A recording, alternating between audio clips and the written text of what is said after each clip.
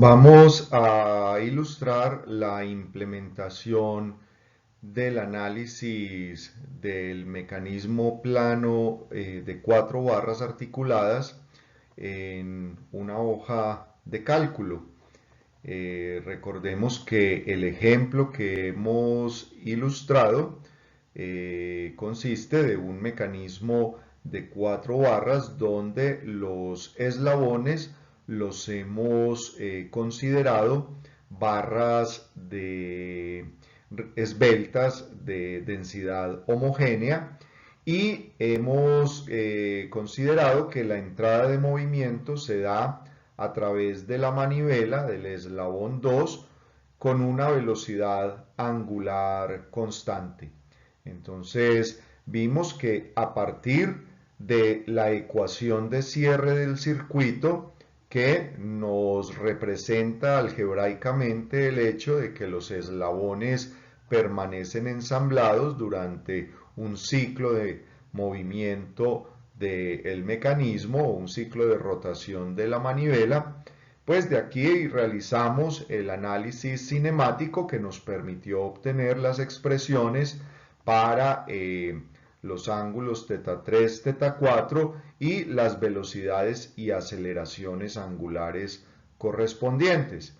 Posteriormente ilustramos el análisis cinético realizando o desarrollando las ecuaciones de movimiento para cada uno de los eslabones que conforman el mecanismo y obtuvimos un sistema de 9 ecuaciones en 9 incógnitas donde nos interesa resolver para las componentes de las reacciones en las 4 articulaciones del mecanismo y para el torque de entrada.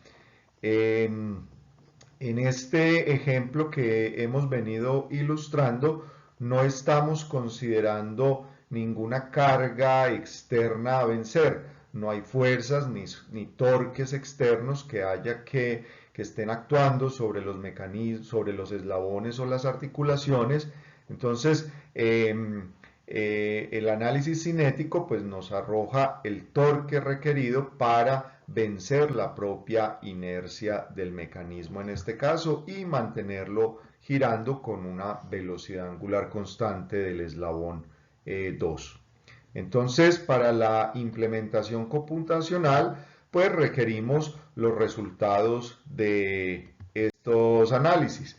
Entonces, aquí estamos listando las ecuaciones que obtuvimos de cada uno de estos análisis.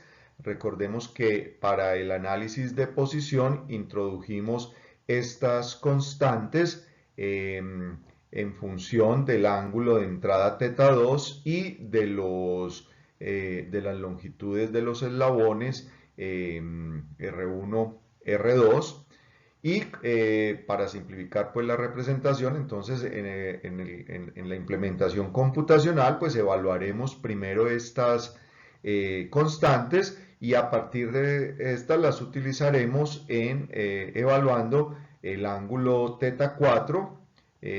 Vimos que obtuvimos esta expresión donde hay dos posibles soluciones que representan las dos posibles configuraciones que puede tener el mecanismo para un mismo θ2. Vimos que la configuración abierta corresponde al signo positivo y la configuración cruzada al signo negativo. También discutimos que para propósitos de la implementación computacional, pues es conveniente utilizar la arcotangente con signo, ya que esta función mira el signo del seno y el coseno para arrojarnos una única solución cuando evaluamos esta función trigonométrica inversa. Recordemos que esta notación es convencional en la mayoría de programas y lenguajes computacionales. A tan 2 es la notación para la arcotangente con signo. El 2 no multiplica al cociente que representa la tangente del ángulo que queremos determinar, simplemente parte de la notación con la que se acostumbra a representar la arcotangente con signo. En el ejemplo que vamos a ilustrar enseguida, vamos a tomar la solución positiva correspondiente a la configuración abierta. Posteriormente evaluaríamos el ángulo θ3 que está en función de θ4 y de las constantes x y y, de nuevo utilizando la arcotangente con signo. Del análisis de velocidades obtuvimos estas expresiones para la velocidad angular omega 3 y omega 4 del eslabón de acople y el eslabón de salida. Igualmente, pues están en función de θ4, θ2 y θ3 y de la velocidad angular constante de entrada omega 2. Y del análisis de aceleraciones obtuvimos estas expresiones para las aceleraciones angulares del eslabón de acople y del eslabón de salida, igualmente en función de los ángulos de las posiciones angulares de los eslabones, de las velocidades angulares que también pues hemos determinado previamente. Y recordemos de nuevo, la velocidad angular de entrada la estamos considerando constante, por lo cual no hay aceleración angular alfa 2.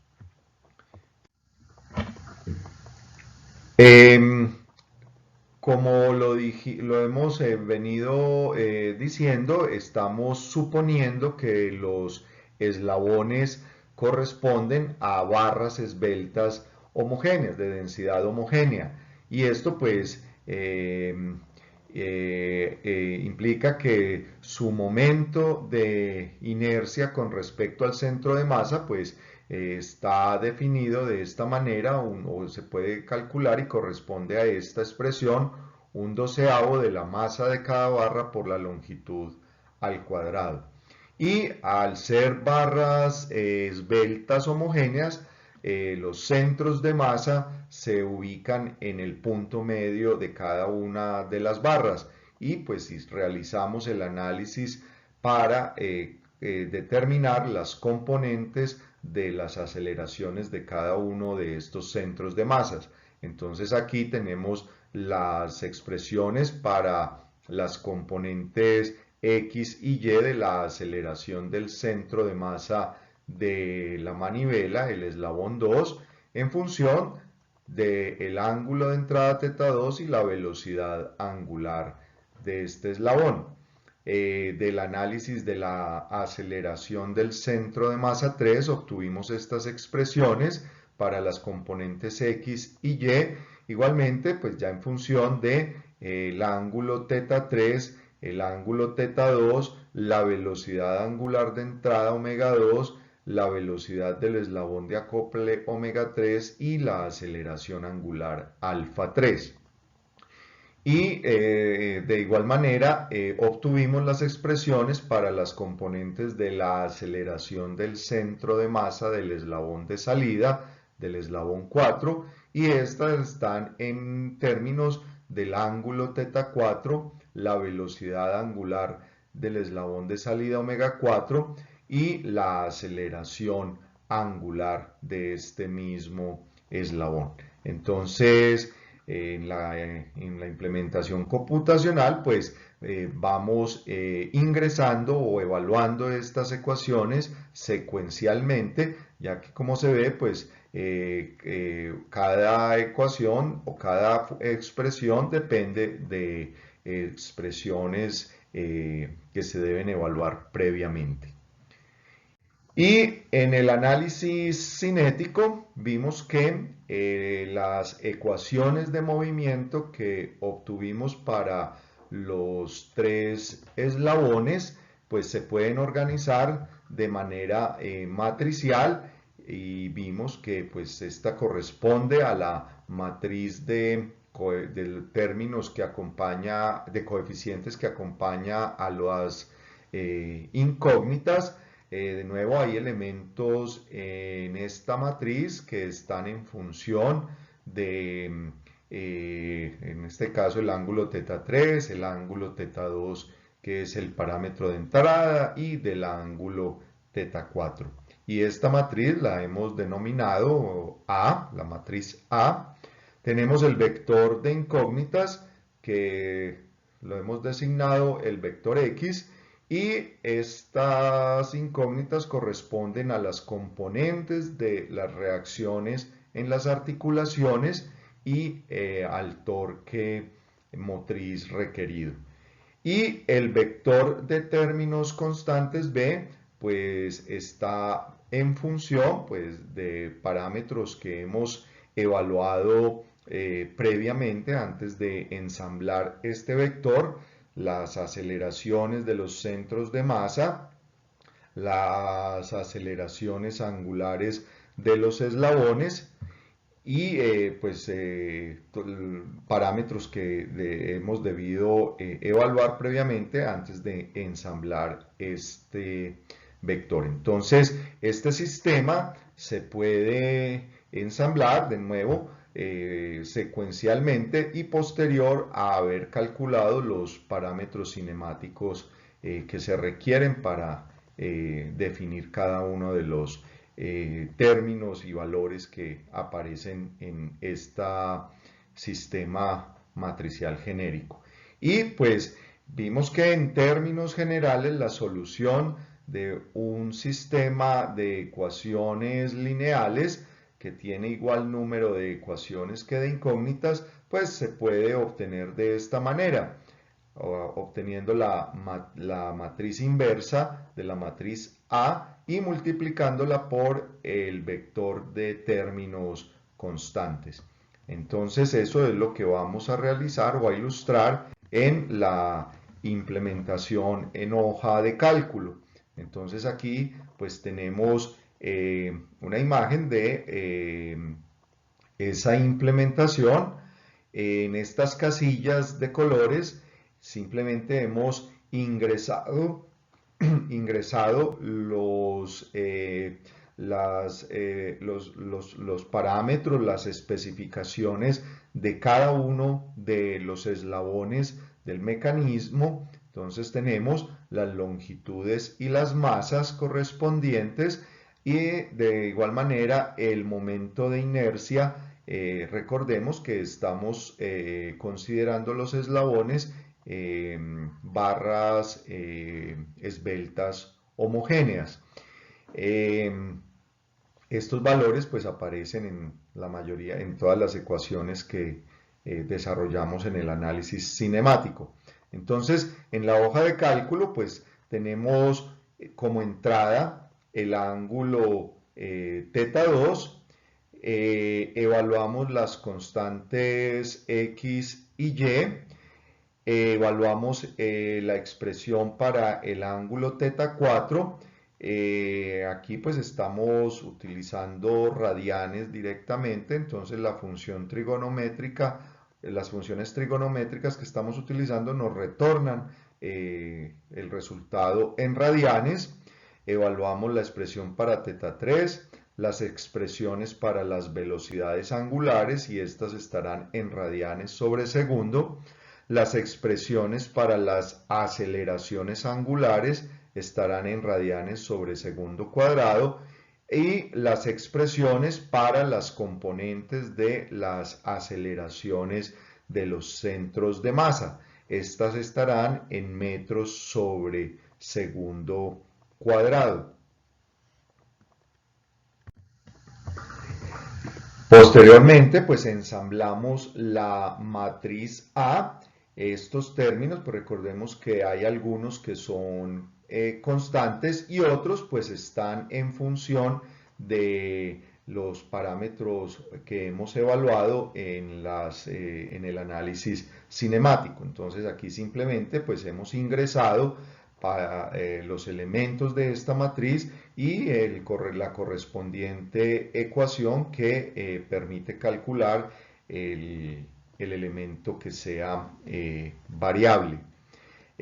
Como se requiere determinar entonces la inversa de esta matriz para poder solucionar el sistema de ecuaciones de movimiento. Entonces, eso en la hoja de cálculo se puede hacer con la función m inversa.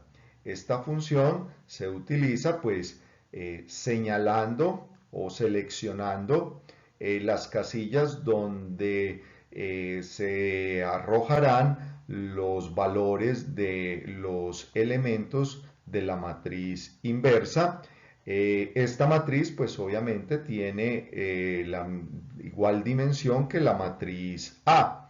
En este caso es también de 9 por 9.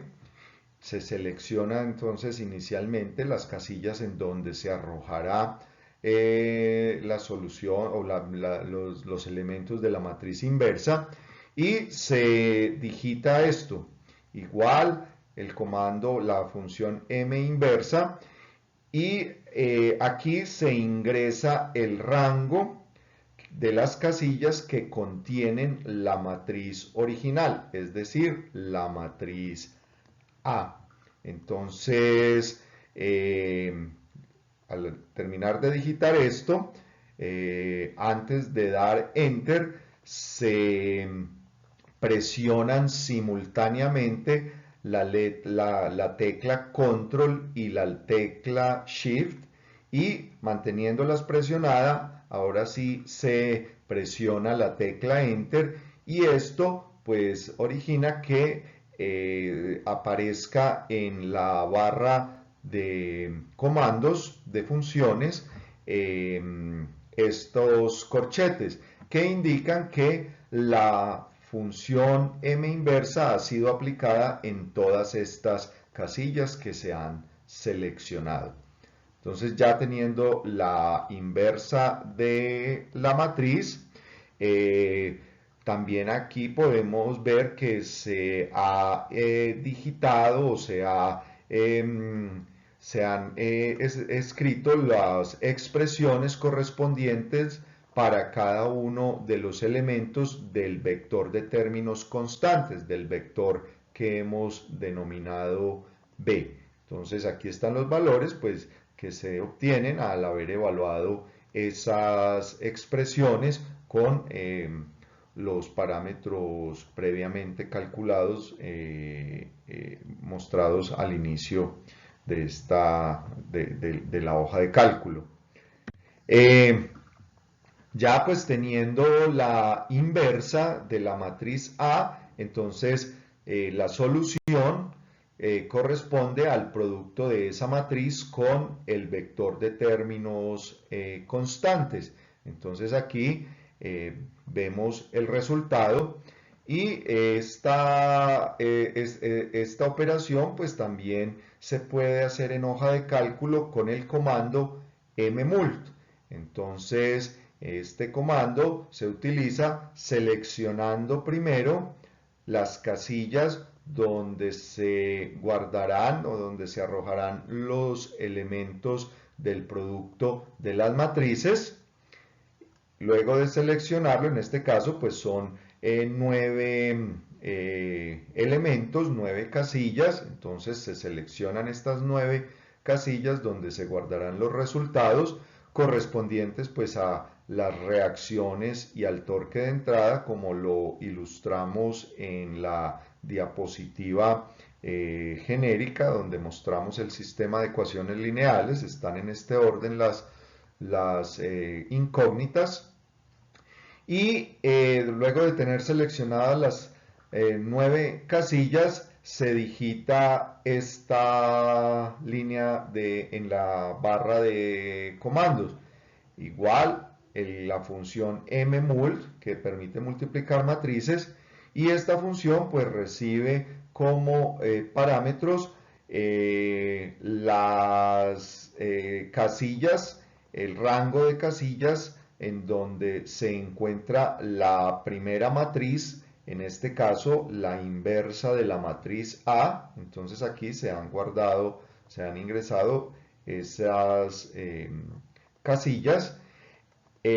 punto y coma, y las casillas de la segunda matriz, que contienen la segunda matriz, en este caso el vector B. Entonces, antes de dar Enter, al terminar de digitar este comando, igualmente se presiona simultáneamente la tecla Control y la tecla Shift, y manteniéndolas presionadas, se presiona ahora sí la letra Enter.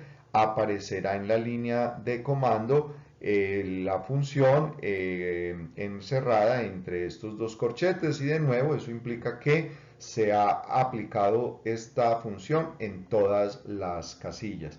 Si esto no se realiza, pues simplemente aparecerá el valor en la primera casilla y no se aplicará la función en todas las casillas seleccionadas. Entonces ya aquí tenemos la solución, las incógnitas que corresponden a las reacciones y al valor del torque de entrada para un θ2 especificado. Aquí por conveniencia, pues simplemente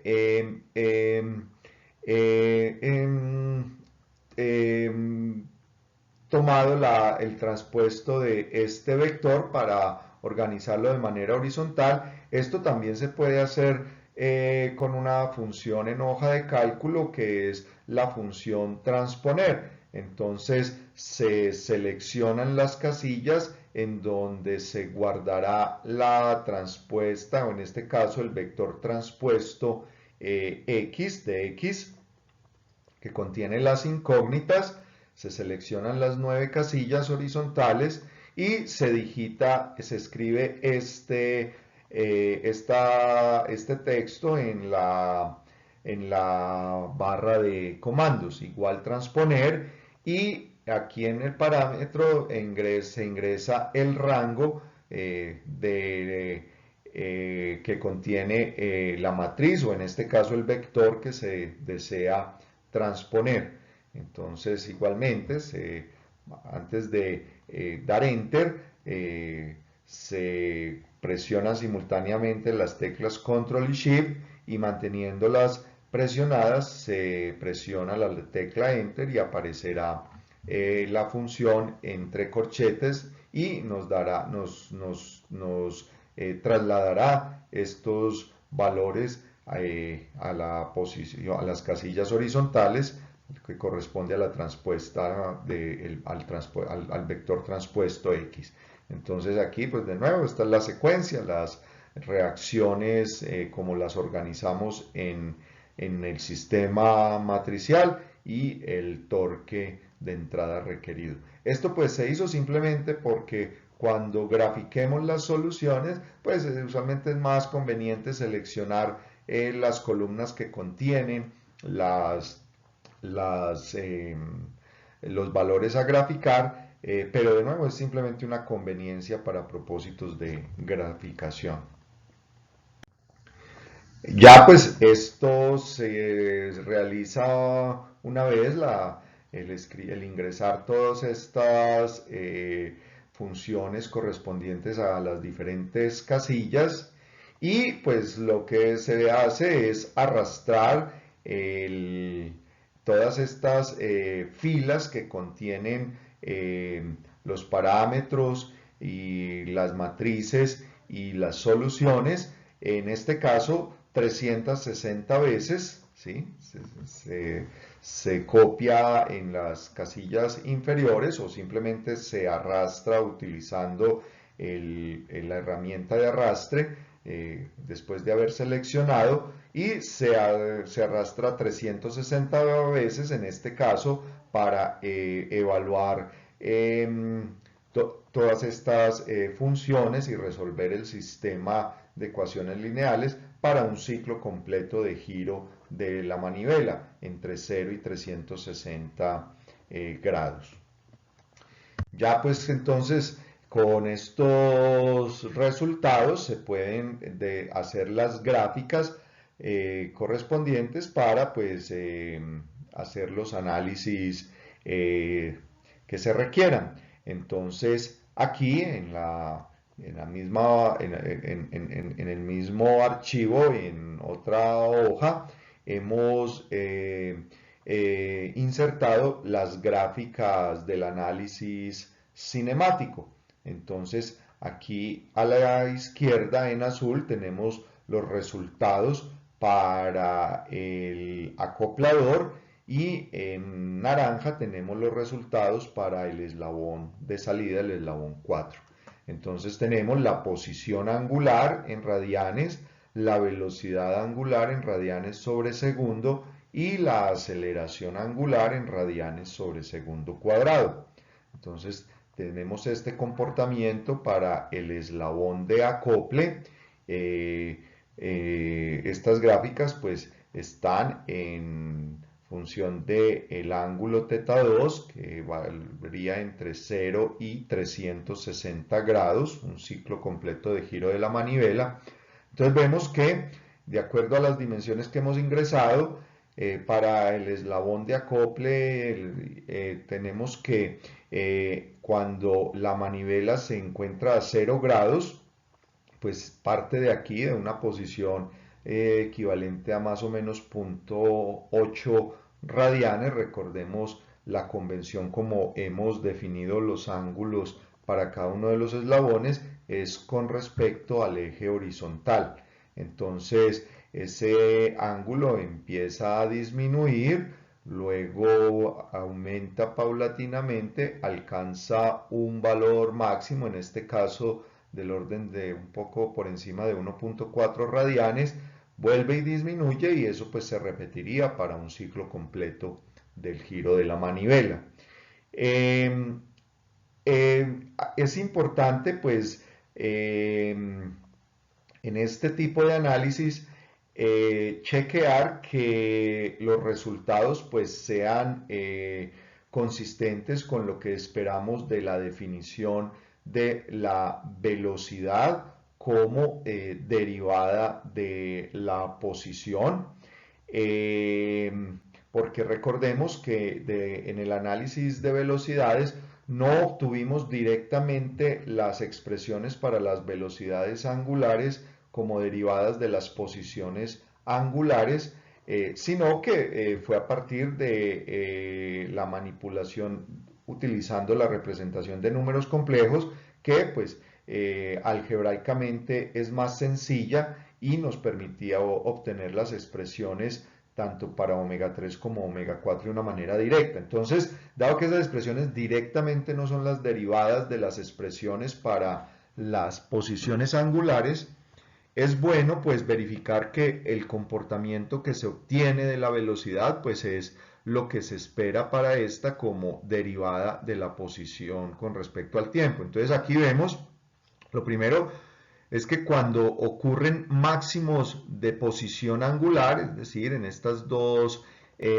posiciones extremas que vemos acá, pues la velocidad debe ser cero, ya que la derivada de una función cuando ésta alcanza un máximo, pues es cero. Y es lo que efectivamente comprobamos acá, ¿sí? Cuando se alcanza el máximo de posición, la velocidad es cero, tanto en este mínimo que tenemos acá, este extremo que es un mínimo realmente, y este otro extremo que es un máximo. Vemos que acá pues la velocidad también es cero en ese instante. Entonces se satisface esa condición que debe reflejar la derivada de una función.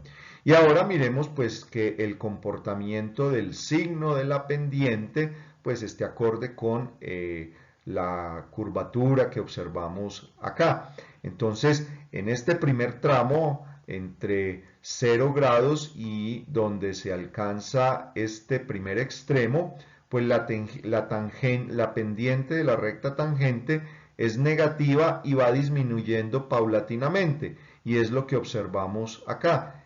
Es negativa a la velocidad angular. Recordemos que de acuerdo a la regla de la mano derecha se indica que es en sentido horario. Entonces va disminuyendo esa velocidad angular hasta que se llega a la posición extrema, al mínimo.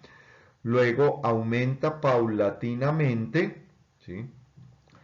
Hasta que hay una inflexión, y es lo que observamos acá, que aumenta, se hace positiva la pendiente de la recta tangente, y es lo que observamos acá. Hay un punto de inflexión donde sigue siendo positiva la pendiente, pero va disminuyendo paulatinamente hasta que se llega al otro extremo cuando la velocidad pues es cero. Entonces este comportamiento pues es satisfactorio con lo que observamos acá. Y de aquí en adelante, pues la pendiente vuelve a ser negativa y va aumentando hasta que se llega de nuevo a la posición inicial donde se repite pues el ciclo. Y algo similar para la aceleración angular. Entonces, miremos en los máximos de velocidad, pues vemos que efectivamente la aceleración angular es cero, ¿sí? Aquí tenemos otro máximo, o en este caso, pues un mínimo negativo, un extremo negativo de la velocidad angular, y vemos pues también que la aceleración angular es cero. Entonces se satisface esa consideración que la derivada de la velocidad debe ser igual a cero en los extremos. Y de igual manera observamos que el signo de la tangente, de la pendiente, pues coincide con lo que se refleja acá. Entonces tenemos aquí que la pendiente es positiva, tiene un leve aumento y es lo que observamos acá.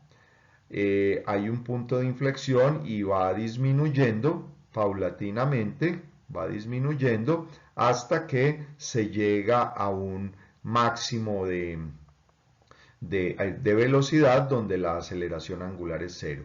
Y aquí la pendiente se hace negativa, empieza a aumentar paulatinamente, lo que observamos aquí, hasta que hay una inflexión donde empieza a disminuir siendo negativa y se llega de nuevo al extremo de velocidad donde la aceleración angular es cero, sigue aumentando paulatinamente y pues se continúa se repite ese comportamiento para un ciclo completo.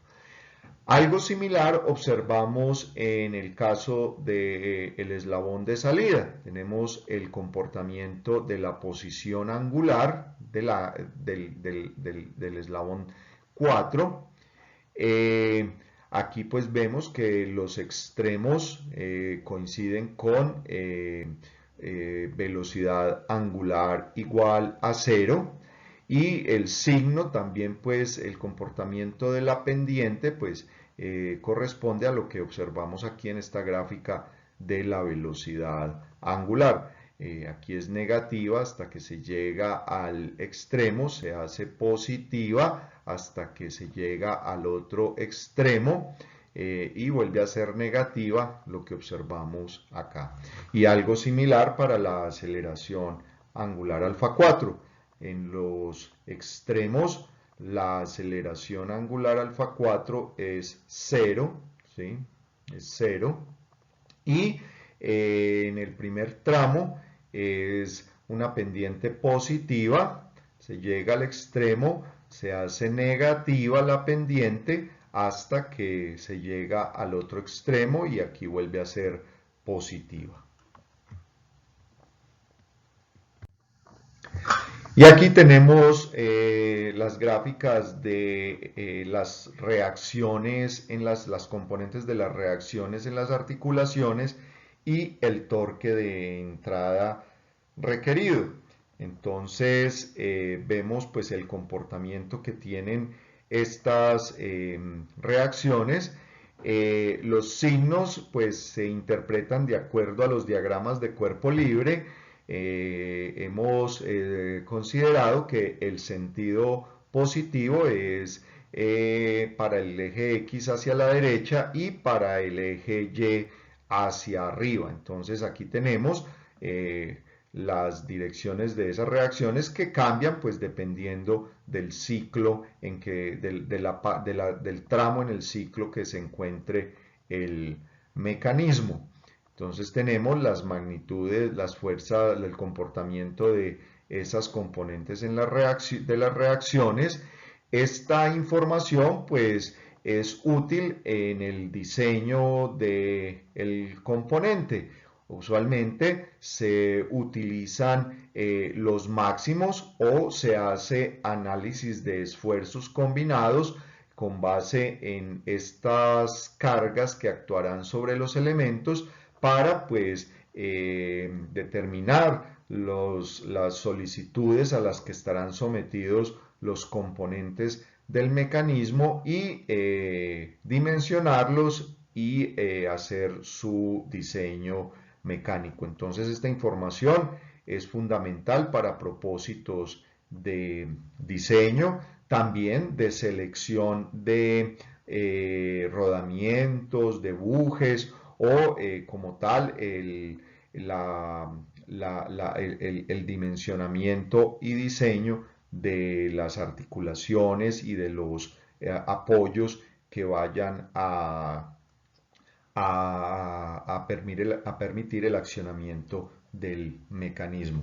Y aquí pues vemos el torque motriz que se requeriría. Vemos pues que aunque estamos suponiendo en este ejemplo que la velocidad angular de entrada es constante, pues el torque de entrada requerido pues no es constante, tiene una variación. Es decir, idealmente para garantizar esa velocidad angular constante, pues este deberá ser el comportamiento del torque. Este resultado pues es útil primero para la selección o el dimensionamiento del sistema motriz, pues el sistema motriz deberá estar en capacidad de suministrar el torque máximo con la velocidad angular requerida, y eso pues es el parámetro, uno de los parámetros fundamentales para el seleccionamiento o dimensionamiento de un sistema motriz. Sin embargo, esto pues físicamente no es posible que un motor o un sistema motriz lo realice, este cambio de sentido del torque motriz. Recordemos que estamos considerando la regla de la mano derecha, por lo cual torque positivo es en sentido antihorario y torque negativo es en sentido horario. Realmente el sistema motriz pues no puede cambiar súbitamente el sentido del torque. Esto en la práctica pues implica que en este tramo donde el torque es negativo en sentido horario, habrá que implementar algún sistema de control para frenar el sistema motriz, que sería el equivalente a un torque negativo. Pero realmente también lo que se hace es, porque en estas zonas donde el torque es negativo, realmente lo que está sucediendo es que las fuerzas externas, como por ejemplo el peso y la propia inercia realmente del mecanismo, está suministrándole energía al sistema. Entonces aquí pues en teoría realmente el motor o el sistema motriz no requiere suministrar potencia, porque la propia inercia del mecanismo pues genera ese movimiento. Es como si le estuviera entrando energía al sistema motriz. En la práctica pues realmente lo que se hace es aprovechar estas zonas donde la propia inercia del sistema lo movería para acumular energía cinética en un elemento que pueda hacer esto. Estos elementos usualmente son cuerpos excéntricos, se conocen como ruedas volantes, que pues lo que hacen es aprovechar esta entrada de energía al sistema para que cuando realmente el sistema motriz requiera suministrar potencia para vencer la inercia del mecanismo, pues la energía acumulada en esta volante pues ayudaría en esta parte donde efectivamente el sistema debe suministrar. Y también pues se realiza lo que se conoce como el balanceo para pues evitar o disminuir estas fluctuaciones que se pueden presentar en el torque. Y también pues realmente en la práctica no se puede garantizar una velocidad angular constante, pero de nuevo mediante el balanceo que se lograría con la volante y con masas que se distribuyen adecuadamente en los análisis de balanceo, se podría tener una variación aceptable dentro de unos límites permitidos tanto de la velocidad como del torque.